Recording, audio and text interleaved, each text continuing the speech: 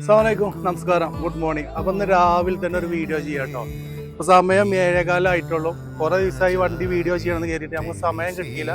2015 last single ഓണർഷിപ്പിൽ നല്ലൊരു കിടുക്കാച്ചി ആക്റ്റീവ കേട്ടോ. ആക്റ്റീവ 3G സിംഗിൾ ഓണർഷിപ്പിൽ 2015 ലാസ്റ്റ് പോറും 40,000 കിലോമീറ്റർ കൂടി നല്ലൊരു അടിപൊളി വണ്ടി. അപ്പോൾ ചങ്കളെ വണ്ടിനെ കുറിച്ച് പറയുകയാണെങ്കിൽ വണ്ടി A to Z നമ്മൾ വർക്ക് ചെയ്താട്ടോ. ഫുള്ള് പെയിന്റിങ്ങും കാര്യങ്ങളും ചെയ്ത് എക്സ്ട്രാ സ്റ്റീലിൻ്റെ ഒരു ഗാർഡ് കയറ്റിയതാണ്.